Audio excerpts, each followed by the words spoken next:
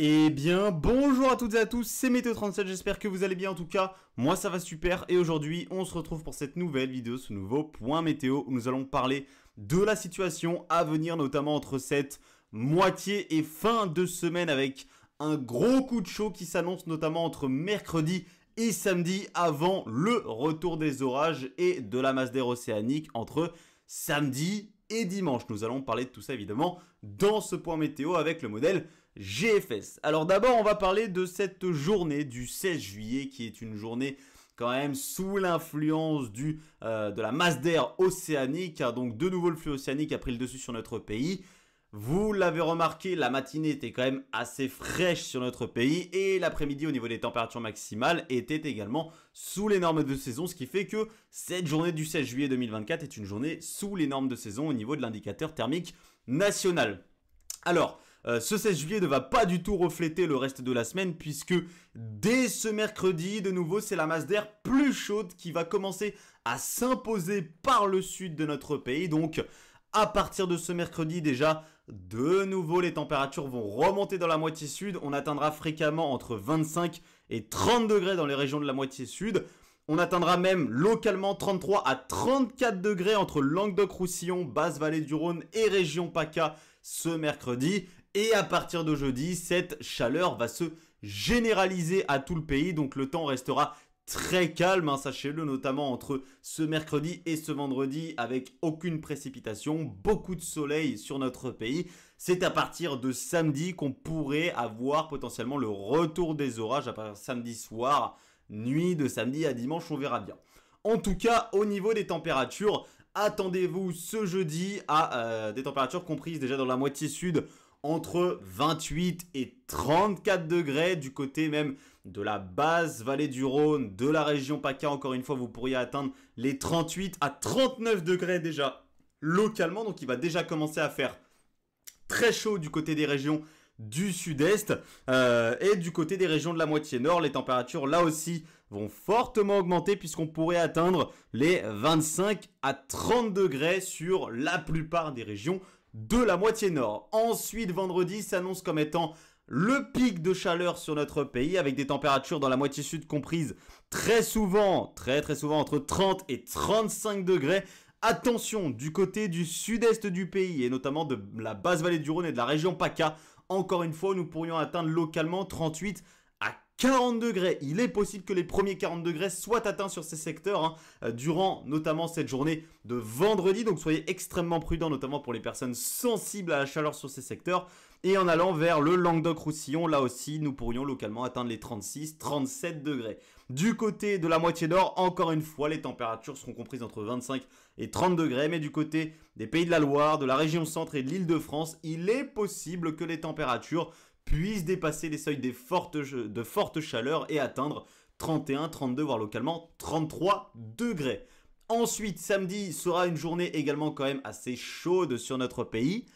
Mais on commencera à sentir les effets du retour du flux océanique, notamment par le nord-ouest du pays, puisque du côté de la Bretagne et de la Normandie, samedi, les températures maximales pourraient peu monter par rapport au reste du pays. Elles pourraient être comprises entre 20 et 23, 24 degrés, alors que sur le reste du pays, nous dépasserions très largement et très facilement les 25 degrés. Donc, à partir de samedi, nous commencerions à sentir le retour du flux océanique par le nord-ouest de notre pays. Et ensuite donc, avec le retour de ce flux océanique, nous aurions des risques d'orage à partir de la soirée de samedi, et notamment la nuit de samedi à dimanche, sur des secteurs qui sont déjà touchés depuis plusieurs semaines, et je pense aux secteurs du nord-est et du centre-est, encore une fois, qui auront des risques orageux potentiellement violents, encore une fois. Ces risques orageux pourraient également concerner la région centre, l'Île-de-France, les Hauts-de-France, mais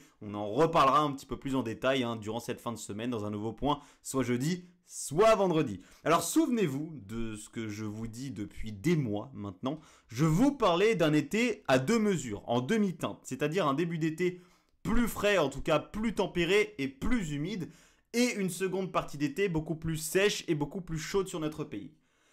La première partie de l'été, donc celle du 1er juin au 15 juillet, elle a été plutôt fraîche sur notre pays puisque Certes, juin a été dans les normes, mais ces 15 premiers jours de juillet sont sous les normes de saison. Au 15 juillet, on est vers moins 0,6, moins 0,7 au niveau de l'indicateur thermique national du mois de juillet. Donc la première partie de l'été a été plus fraîche que la norme et surtout plus humide que la norme avec juin qui a fini à plus 20%. Et ces 15 premiers jours de juillet sont également un petit peu plus humides que la normale puisqu'on a eu les différents épisodes orageux des derniers jours qui ont concerné notamment le nord-est et le centre-est et également une partie du sud-ouest, du sud-est et également une partie des régions centrales. Donc on a pu avoir des précipitations quand même ces derniers jours du côté de toutes ces régions-là qui ont pu faire remonter un petit peu l'anomalie de précipitation. Et donc là, voilà que nous passons officiellement dans la deuxième partie d'été. Et qu'est-ce qui se passe? Qu'est-ce qui se passe au niveau de la synoptique hémisphérique? Eh bien, la ceinture subtropicale commence à remonter sur l'Atlantique et sur l'Europe de l'Ouest. Donc, à ce qu'on voit actuellement au niveau des modèles et des tendances à venir, on semble observer une deuxième quinzaine de juillet sous une influence plus récurrente des hautes pressions, que ce soit par la remontée de la ceinture subtropicale ou que ce soit par l'influence notamment ici de l'anticyclone des Açores qui pourrait ici étendre son influence du côté de l'Europe de l'Ouest avec des dorsales anticycloniques qui s'étendraient notamment vers l'Espagne et la France. Donc cette deuxième quinzaine de juillet s'annonce certainement plus sèche en tout cas que la première quinzaine de juillet, mais aussi plus chaude que la première quinzaine de juillet. Actuellement, quand on regarde les modèles, c'est un signal plus chaud que la norme qui ressort actuellement majoritairement sur les modèles. Mais au niveau des températures, c'est quand même assez fragile. Il y a des modèles qui voient le retour d'un flux océanique et de températures quand même beaucoup plus respirables. Mais il y a d'autres modèles qui partent totalement en vrille et qui, eux, voient des gros flux de sud et des gouttes froides qui viennent s'isoler et des risques de canicule. Donc ça part un petit peu dans tous les sens au niveau des températures. Mais par contre, au niveau des précipitations, les modèles se mettent quand même à peu près en accord sur des conditions plus sèches durant cette seconde quinzaine de juillet.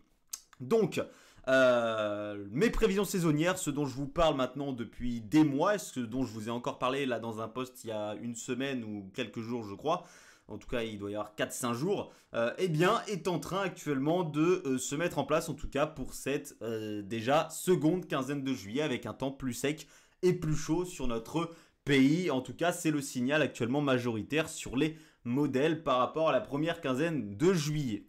Donc, on en reparlera évidemment de tout ça. Déjà cette semaine s'annonce plus chaude que la norme évidemment par rapport aux anomalies qu'on va avoir ces prochains jours.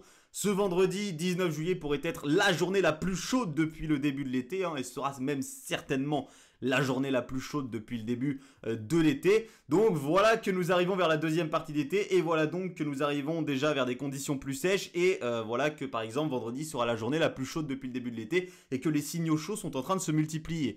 Donc ça me fait extrêmement plaisir, ça suit actuellement mes prévisions saisonnières et ce dont je vous parle maintenant depuis des mois. On verra si ça va résister évidemment, c'est pas parce que la seconde quinzaine de juillet est sèche que août le sera forcément et c'est pas parce qu'elle est chaude que août le sera forcément non plus. Donc on reverra tout ça évidemment, je vous en reparlerai dans de futurs points météo. Attention, si vous habitez dans les régions du sud-est, les des valeurs caniculaires pourraient être atteintes, donc on pourrait avoir un risque d'alerte canicule du côté du sud-est, notamment du côté de la basse vallée du Rhône et de la région PACA, avec des nuits qui pourraient être douces, même très douces, voire tropicales du côté du pourtour méditerranéen et des températures maximales qui forcément elles dépasseraient largement les seuils de canicule du côté du sud-est du pays sur donc les secteurs que je vous ai cités précédemment, notamment basse vallée du Rhône et région PACA. Donc attention sur ces secteurs, il pourrait y avoir ces prochains jours une alerte orange à la canicule avec ces températures très chaudes qui sont attendues et ces nuits qui, sur certains secteurs, auront beaucoup de mal à faire baisser les températures avec cette masse d'air très chaude qui vous influencera.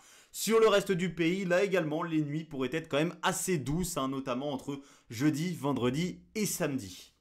Merci à tous d'avoir suivi ce point météo.